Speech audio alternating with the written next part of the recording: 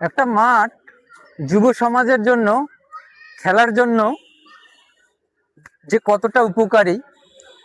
একটা যুব সমাজ একটা খেলার মাধ্যমে সে তার শারীরিক সক্ষমতা বাড়ায়, মানসিক অস্থিরতা কমে, এমনকি মাদকের যে সংস্পর্শ সেটা থেকে একটা খেলায় পারে একটা যুব সমাজকে দূরে রাখতে।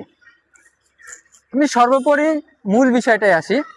আমাদের নীলফামারী সদরে যদি কয়েকটা ভালো মানের মাঠ থাকে, তার মধ্যে এই ফুলতলার যে এই মাঠটা, মানে কয়েকটা ভালো মাঠের মধ্যে এই মাঠটাকেও ধরে নিতে হবে একটা খেলার উপযোগী এবং মানে পরিবেশ বান্ধব একটা মাঠ।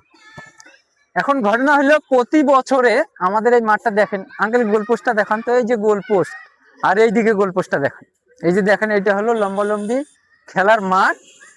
প্রতি বছরে আঙ্কেল এই পুকুরটা দেখান, এই যে পুকুরটা আছে, পুকুরটার এখান থেকে প্রতি বছরে ভেঙে এরকম পরিবেশ হয়, মনে হয় যে এক মানুষের ওপরে গর্ত হয়ে গেছে। এটা খেলার যে মূল সেন্টারটা, মাঠের মূল সেন্টারটা, এই গর্তটা চলে আসছে। প্রতি বছরে কোনো না কোনো মাধ্যমে আমাদের এই মাঠটা সংস্কার করে এই খাল গর্ত ভরাট করে খেলার উপযোগী করা হয়। কোনো না কোনো মাধ্যমে প্রতি বছরে হয়। এটা বর্ষাকালে প্রতিবারে হয়ে যায় এরকম। তো এবারে কেউ এটাতে হাতও দেয়নি, কেউ এটা করেও নাই।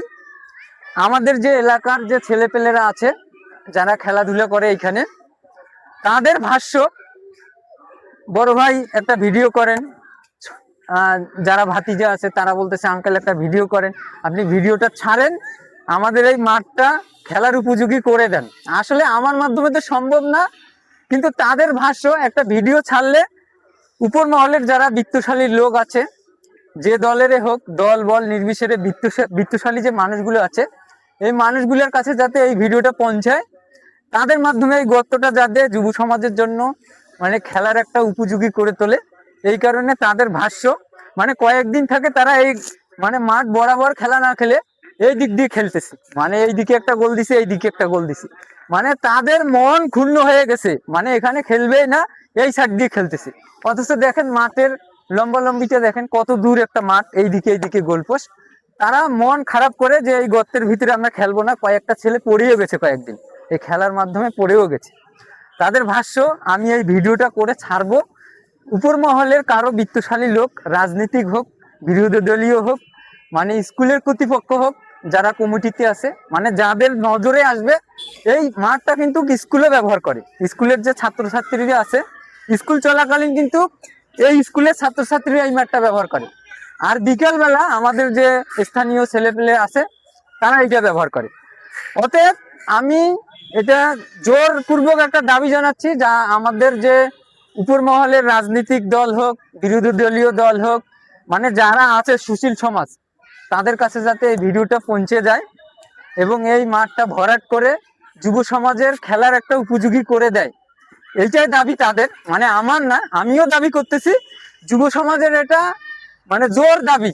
কিছুক্ষণ আগে এই দিক দিয়ে খেলা হইলো, আমরা একটু খেলছি, তারা থাকলে হয়তো তাদের মুখেও আপনারা তোমরা কি চাও, এটা কি মাঠটা ভরাট হোক, তোমরা চাও? হ্যাঁ? সবারই দাবি এই মাঠটা ভরাট হোক, কেউ না কেউ এটা করে দেব।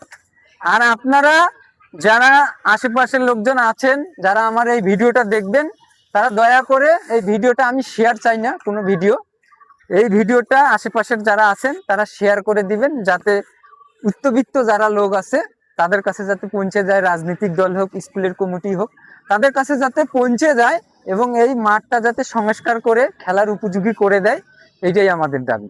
ধন্যবাদ সকলকে।